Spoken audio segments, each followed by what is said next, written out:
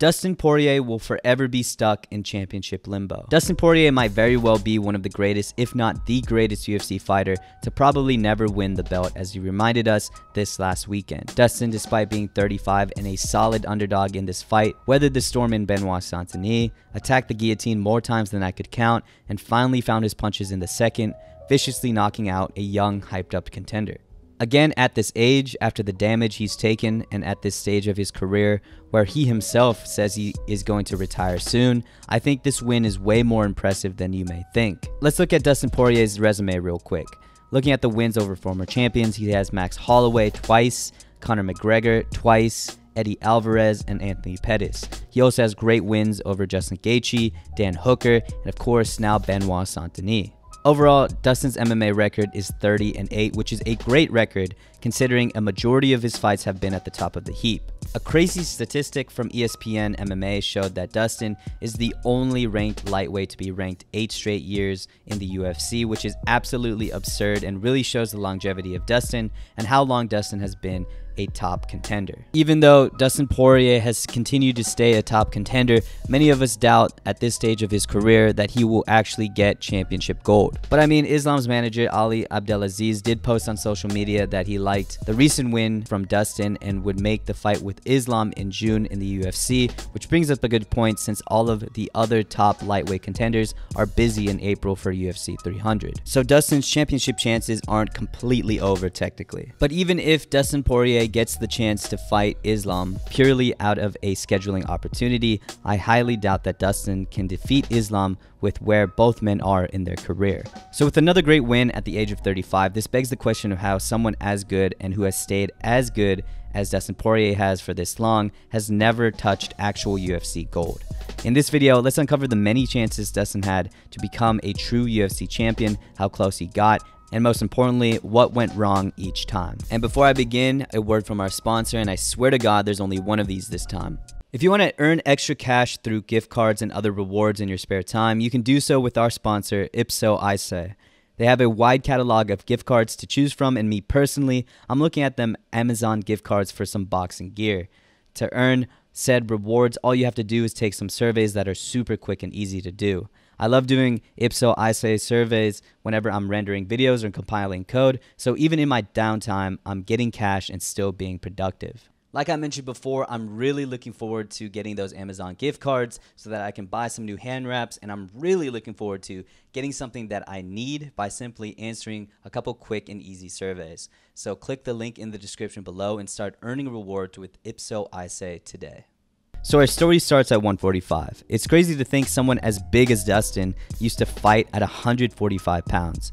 Featherweight was the division Dustin debuted at, and he was a solid featherweight contender, having wins over a young Max Holloway, a KO win over Diego Brandao, and a Darce over Jonathan Brookins. At his peak, Dustin was the number 5 ranked featherweight before moving up to lightweight after his quick loss to Conor McGregor.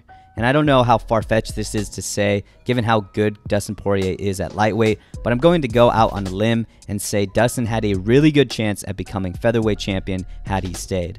And I know it's a tough ask for Dustin to simply just stay in featherweight, given he's been close to 190 pounds and was killing himself to make 145, but look at the competition had he stayed. If Dustin would have stayed a top contender after Conor's electric 2015 run to the belt and eventual vacating of the belt soon after, Dustin was probably looking down the barrel of Jose Aldo, Max Holloway, or maybe Anthony Pettis, who fought Max Holloway for the interim featherweight title in 2016.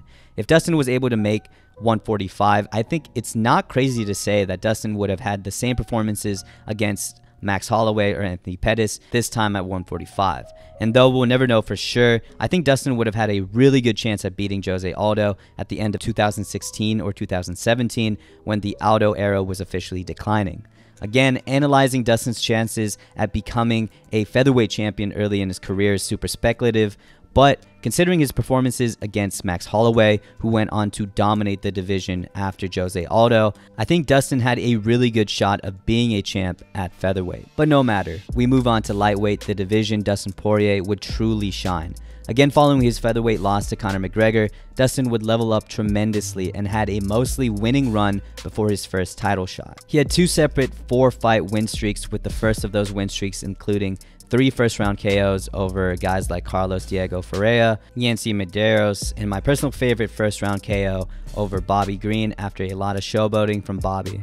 Following this was a bad speed bump when he faced Michael Johnson, and Dustin himself got KO'd in the first round by punches, but after this fight, a Jim Miller decision and a no contest with Eddie Alvarez due to an illegal knee, Dustin would go on a career-defining win streak, starting with a submission win over former lightweight champion Anthony Pettis, an amazing late fight finish over Justin Gaethje after a war, a TKO finish over another former lightweight champion Eddie Alvarez, and finally topped off this streak with a beautiful display of striking over a prime Max Holloway and got the interim title. This was probably peak Dustin for me, and this win streak would earn him a title shot at the division's all-time best in Khabib Nurmagomedov. And of course, Dustin was dominated practically the entire fight and eventually got finished, but Dustin had his moments for sure. He rocked Khabib with a huge right hand in the second and sent him retreating for a couple of seconds, and of course Dustin had that super tight guillotine that even Khabib acknowledged was super tight. And this one moment right here was probably the closest Dustin has ever been to getting true gold. But literally seconds after the guillotine was broken and Khabib popped his head out, he immediately took Dustin's back and wiped out Dustin's championship hopes for the first time. Even though I said this was probably the best we've ever seen Dustin, I think his best chances at becoming lightweight champion would come a couple years later after Khabib's retirement. With the belt up for grabs, it was every top lightweight's chance to become champ. The fight for the vacated 155 title was between, at the time, number 3 ranked contender Charles Oliveira and number 4 ranked contender Michael Chandler, and of course, Charles would win, and little did we know would start the sickest championship run.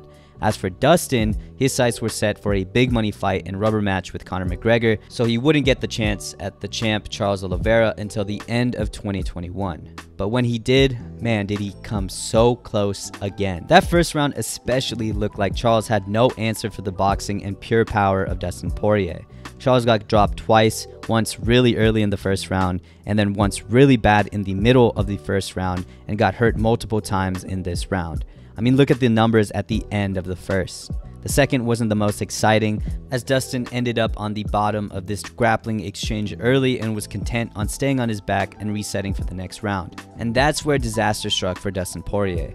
Charles immediately attacked the back out the gate, secured Dustin's back while he was still standing, and snuck in the rear naked perfectly.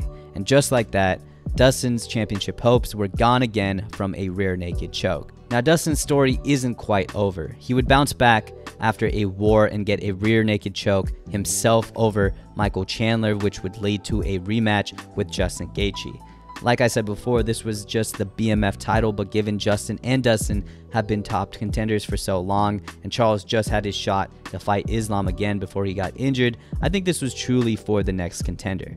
And as good as a guy like Arman Tsarukyan is, I think Dana would be more inclined to give Justin or Dustin a fight with Islam rather than Arman, unfortunately. So again, I see the BMF title as more of the interim title right now. With that being said, I think this would have been Dustin's last legitimate bid for the title. If Dustin got a win over Justin Gaethje, who was coming off a great win over rising contender Rafael Fiziev, then I'm pretty sure Dana would have planned Islam versus Dustin, as many people think the next championship fight for 155 should be Islam and Justin.